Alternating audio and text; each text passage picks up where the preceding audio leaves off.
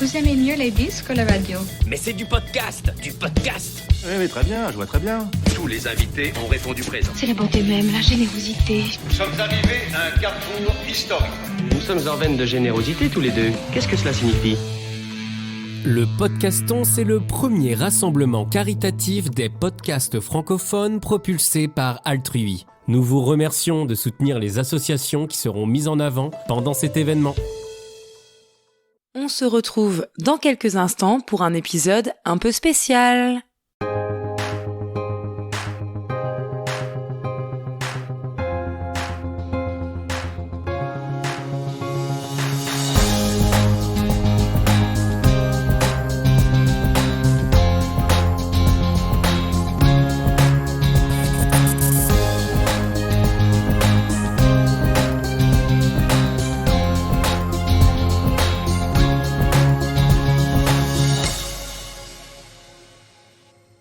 Bonjour à tous et bienvenue dans un nouvel épisode. Je suis ravie de vous retrouver aujourd'hui pour un épisode un peu spécial puisque nous sommes en pleine semaine du Podcaston. Pendant 7 jours, du 25 mars au 31 mars, plus de 300 animateurs et animatrices de podcasts se mobilisent pour mettre en lumière le monde associatif et ses valeurs. Comment ? Eh bien, en dédiant un épisode de podcast à l'association de leur choix. Et je trouve que c'est vraiment une très belle mobilisation et je suis vraiment ravie que mon podcast Clem et Sereine y participe. Donc à cette occasion, je suis ravie d'enregistrer cet épisode de podcast mettant en avant une association qui me tient particulièrement à cœur, qui s'appelle les Blues Roses, puisque elle fait écho à mon histoire personnelle. Je vais vous en reparler un petit peu plus loin, un petit peu plus en détail tout à l'heure. Donc les Blues Roses, c'est une association qui existe depuis 80 ans. Il y a plus de 4400 bénévoles qui interviennent principalement auprès des enfants et des adultes hospitalisés et également auprès des personnes âgées en EHPAD. En fait, c'est pour venir apporter un peu de soleil, un peu de bonheur, un peu de sourire dans un quotidien de solitude et de soins. Donc ils viennent écouter, réconforter, distraire les malades. Ils viennent apporter de la joie. Ce sont des petits rayons de soleil, voilà. Et c'est une association qui porte vraiment de belles valeurs. Des valeurs d'engagement, des valeurs d'écoute, de disponibilité, de partage. En fait, ils s'engagent auprès des établissements, auprès des malades, auprès des résidents. On peut compter sur eux. Ils sont à l'écoute. Ils sont vraiment attentifs aux besoins des bénéficiaires et aux besoins des établissements. Ils sont dans le partage avec le don de leur temps, de leurs compétences et la solidarité qu'il y a aussi entre les bénévoles au sein des comités. Et la valeur de disponibilité qui est aussi vraiment très importante puisque les bénévoles répondent toujours présents au moins minimum une fois par semaine. Et comme toute association, je trouve que c'est hyper important de pouvoir les soutenir à travers le don, à travers même l'engagement, le fait de devenir bénévole. On est vraiment tous concernés. On peut vraiment être tous concernés par cette association. Nous pouvons tous être impactés un jour, nous pouvons tous nous retrouver à l'hôpital, nous-mêmes ou nos proches, ou avoir des proches qui se retrouvent en EHPAD. Et croyez-moi, un peu de bonheur, de sourire, de réconfort, ça fait toujours du bien dans un quotidien souvent difficile. C'est jamais anodin de se retrouver à l'hôpital, c'est jamais anodin de se retrouver à l'EHPAD. Donc c'est vraiment important de pouvoir soutenir cette association et le travail qu'ils font au quotidien pour venir égayer la vie de ces personnes. Pourquoi cette association me touche et pourquoi j'avais envie d'en parler aujourd'hui ? Parce qu'elle vient faire écho à 2 parties de ma vie. Je vais vous parler à cœur ouvert, je le fais souvent, je me confie souvent auprès de vous. J'ai passé une bonne partie de ma jeunesse dans les hôpitaux, alors pas de façon continue, mais on va plutôt dire de séjour après séjour, depuis ma naissance, puisque je suis née avec les pieds beaux. Je sais pas si vous savez ce que c'est comme pathologie, on va dire. En gros, je suis née avec les pieds vers l'intérieur. Voilà, pour faire assez court, clair et précis. Et donc du coup, j'ai dû subir tout au long de mon enfance, de mon adolescence, plusieurs opérations afin de pouvoir redresser mes pieds. Voilà. D'avoir à peu près des pieds comme tout le monde, même si en souvenir aujourd'hui, j'ai de jolies cicatrices au niveau des pieds. Voilà. Mais en tout cas, j'ai été confrontée à passer du temps dans les hôpitaux et c'est pas toujours facile. J'ai pas énormément de souvenirs de cette période-là. Alors je me souviens quand même un petit peu, alors pas quand j'étais toute petite. En fait, les souvenirs que j'ai quand j'étais vraiment petite, ce sont des photos sur les albums photos où on voit très distinctement en fait mes deux pieds qui sont plâtrés et qui sont reliés par une barre en métal pour justement pouvoir les maintenir droits. Donc ça, on va dire qu'avant mon adolescence, les souvenirs que j'ai, ce sont des souvenirs sur album photo. Et aussi des souvenirs qu'on m'a racontés, que mes proches m'ont racontés. J'ai eu beaucoup de kinés, j'ai eu beaucoup de soins, j'ai eu globalement un quotidien médicalisé. Par contre, j'ai quand même beaucoup plus de souvenirs dans ma période adolescence, où là je me suis retrouvée à subir les dernières grosses opérations concernant mes pieds. J'étais suivie tous les ans. En fait, depuis ma naissance, j'étais suivie tous les ans à l'hôpital au CHU d'Ormont. Et aux alentours de 14-15 ans de mémoire, j'ai dû subir mes dernières opérations. Et comme c'était sur les deux pieds, puisque les deux pieds étaient concernés par la maladie depuis ma naissance, j'avais fait le choix de faire les deux en même temps, ce qui impliquait d'ailleurs de me retrouver en fauteuil roulant. Mais c'était aussi pour éviter de me retrouver à faire 2 séjours à l'hôpital, une année sur l'autre, avec des béquilles, des plâtres et de la rééducation, tout fois 2 en fait. Donc j'avais pris la décision de faire tout en même temps, de me retrouver en fauteuil roulant. Et là, vraiment, j'ai souffert. J'ai un peu souffert quand même, alors pas énormément non plus par rapport à d'autres pathologies, mais bon, sur le moment, j'ai souffert un peu quand même. J'ai pu compter sur le soutien de mes proches et tout ça. Mais ce que je me souviens, en tout cas, j'ai vraiment ce souvenir-là, c'est que je me suis jamais sentie seule. Et je me souviens d'avoir pu faire des activités manuelles, d'avoir pu m'évader au milieu des moments difficiles que j'ai pu traverser, avec l'aide justement de personnes qui étaient là pour ça, comme les blouses roses. Alors j'ai pas souvenir d'avoir vu une blouse rose, vraiment, je suis honnête avec vous, je vais pas vous mentir et mes souvenirs sont assez flous, mais en tout cas, j'ai vraiment ce souvenir d'avoir pu faire des activités, d'avoir pu être écoutée, d'avoir pu bénéficier de tout ça. Et vraiment, oui, à travers tous les moments difficiles que j'ai pu rencontrer lors de mon parcours de soins, ça m'a vraiment fait du bien. Et encore aujourd'hui, je m'en souviens de ça. Et il faut savoir aussi que ça aide à la guérison. Je suis persuadée, en tout cas c'est ma conviction, que nos émotions, nos ressentis, la façon dont on se sent, ça aide à notre guérison. Du coup, je voulais en profiter pour vous expliquer un petit peu les actions des bénévoles des blouses roses au niveau des hôpitaux. Il faut garder à l'esprit que le public est très grand, puisque ça va des tout petits aux plus grands. Et vraiment, ils adaptent leurs actions en fonction du public qu'ils rencontrent. C'est-à-dire, ça peut aller du maternage et des comptines pour les plus petits, des échanges et des jeux adaptés pour les plus grands. Ils proposent des animations, des jeux, des activités ludiques, créatives, musicales. C'est vraiment hyper varié et leur action est vraiment hyper importante. Je répète, j'insiste, voilà. De toute façon, vous commencez à avoir l'habitude, j'aborde toujours les sujets avec passion et enthousiasme, sinon je n'en parlerai même pas sur ce podcast en fait. La deuxième partie par laquelle je me sens concernée et que je me sens en lien avec cette association, Ça concerne mes grands-parents. Pour les personnes qui me découvrent à travers cet épisode, qui ne me connaissent pas, qui ne connaissent pas mon histoire, qui... Voilà. Il faut savoir, pour essayer de résumer ça assez résumé, on va dire. Je m'occupe de mes grands-parents. Alors déjà, j'ai une relation avec mes grands-parents maternels depuis...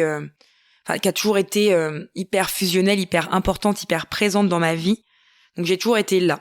Mais c'est vrai que depuis 2 ans, 3 ans, j'ai pas trop calculé. Enfin, ça a commencé à s'accentuer un petit peu avec l'arrivée du Covid, où j'allais faire leurs courses, où je les ai protégés pour ne pas qu'ils partent à cause du Covid, voilà, clairement. Et donc ça a commencé avec le Covid, et à la sortie du Covid, à la sortie de toutes les restrictions, mes grands-parents ont commencé chacun à avoir des soucis de santé. Donc il a fallu apporter des aides à domicile pour leur permettre de rester maintenus à leur domicile. Dans un premier temps, c'était hyper important pour eux, c'était hyper important pour moi de répondre à leurs envies, à leurs besoins. Et puis, l'année dernière, ça s'est grandement dégradé au niveau de l'état notamment de mon grand-père. Et il faut savoir que ma grand-mère ne peut pas rester toute seule. Déjà parce qu'elle a des troubles cognitifs qui ont été diagnostiqués il y a 1 an et demi, je crois, de mémoire. Je suis pas très bonne dans les dates, faut pas m'en vouloir. Et aussi parce que elle a peur d'être toute seule, elle ne se sent pas de rester seule chez elle. Et comme à partir de mai-juin 2023, mon grand-père a enchaîné les séjours dans les hôpitaux, il est devenu hyper compliqué de maintenir ma grand-mère au domicile, à leur domicile, parce que je me rappelle très bien de cette période comme si c'était hier, parce que j'en ai bavé, clairement. Je m'occupe de mes grands-parents toute seule. Donc c'est difficile. D'ailleurs, je fais une parenthèse. Les personnes qui ne sont pas en train de s'occuper pleinement d'un proche âgé ne savent pas ce que c'est. Ce n'est pas un jugement de ma part, c'est un fait. Il faut le vivre pour savoir la charge que c'est de s'occuper pleinement de personnes âgées. Pourquoi c'était difficile de la maintenir à domicile ? Parce qu'elle avait aussi besoin de présence la nuit.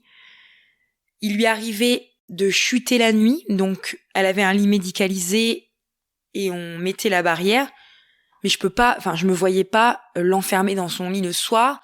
Moi, je pouvais pas être forcément là le matin. Il faut quand même remettre les choses dans le contexte que j'ai un enfant, que j'habitais à 1 heure de chez eux, que pour aller les voir, j'avais 1 heure de route à faire. Alors ça, c'est pas le problème parce que je l'ai fait.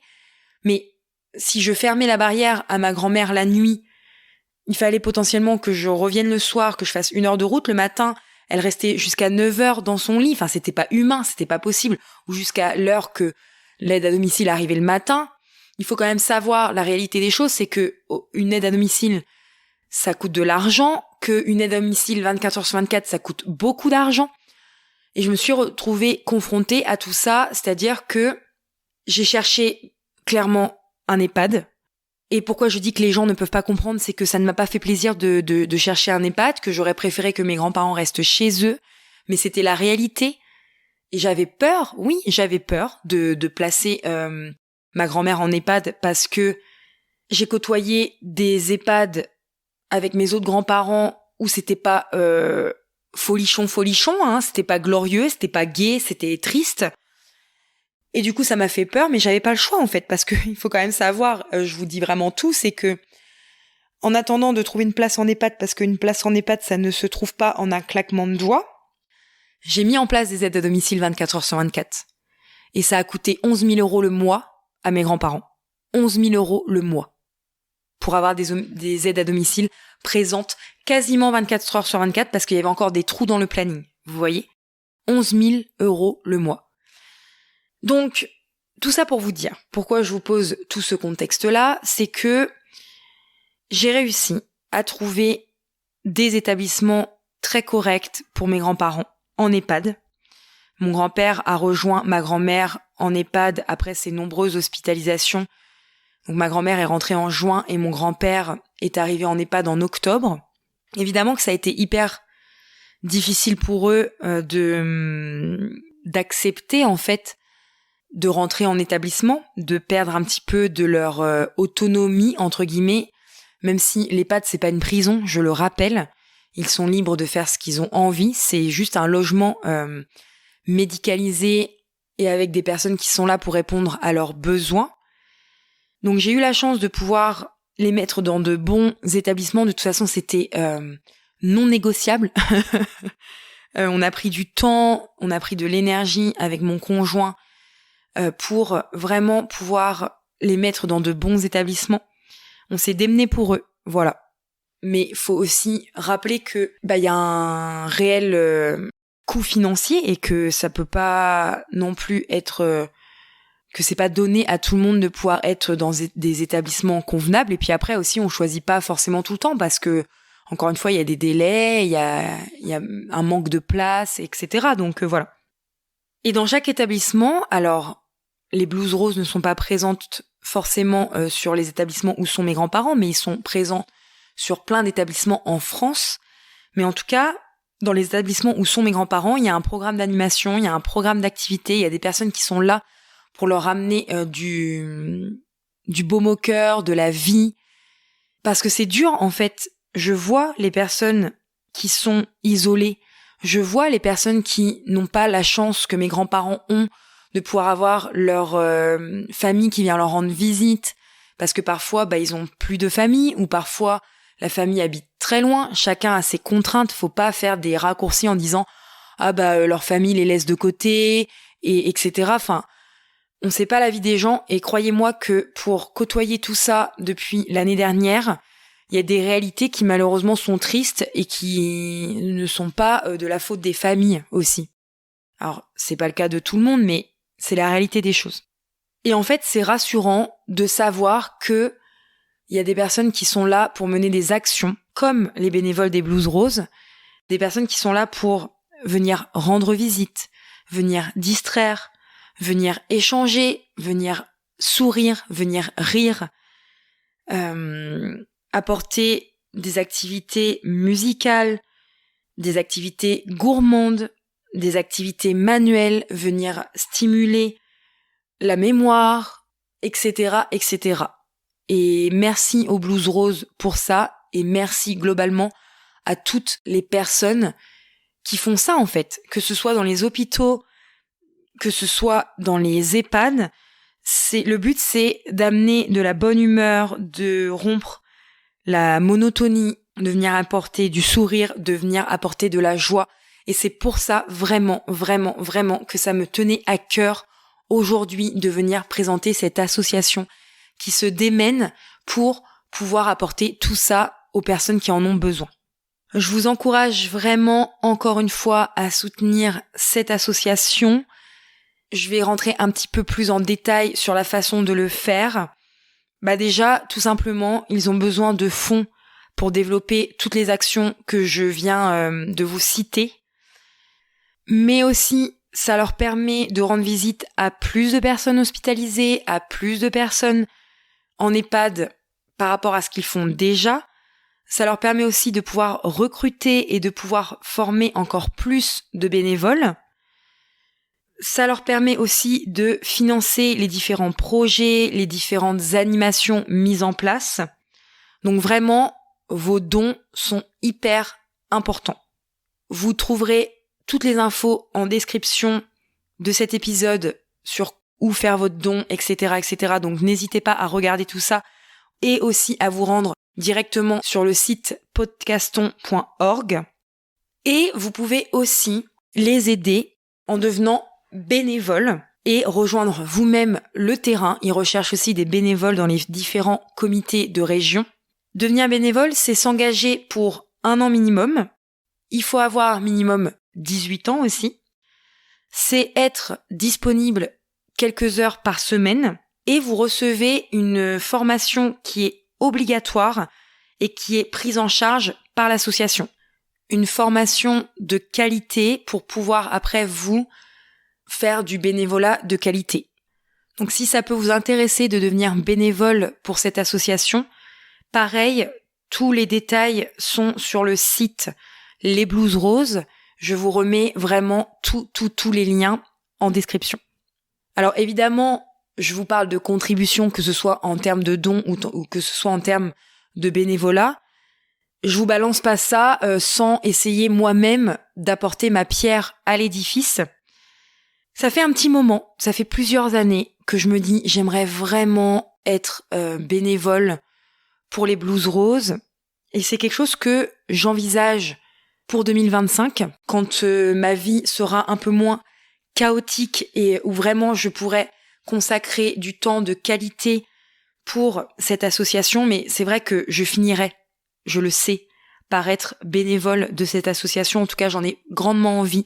J'en ai encore parlé à mon mari il y a pas longtemps. Je lui ai dit pour 2025, je pense qu'on aura pas mal avancé dans notre vie, qu'on aura réglé pas mal de choses qui nous prennent beaucoup de temps et que je pourrais enfin me rapprocher de l'association pour devenir bénévole, je l'espère, et pouvoir œuvrer et donner de mon temps à leur côté. Donc je vous en reparlerai en temps voulu. Et aussi, depuis l'année dernière, j'ai vu ça par une personne sur les réseaux sociaux qui disait que elle reversait chaque mois 1% de son chiffre d'affaires à une association de son choix. Et tout de suite, j'ai pensé aux Blues Roses. Tout de suite, je me suis dit, moi, avec ma toute petite entreprise, à mon échelle, j'ai aussi envie de pouvoir contribuer. Et donc, du coup, j'ai décidé de reverser moi-même 1% de mon chiffre d'affaires aux Blues Roses. Alors, j'ai pas eu encore l'occasion de le faire parce que j'ai pas eu le temps de pouvoir me consacrer à mon entreprise l'année dernière.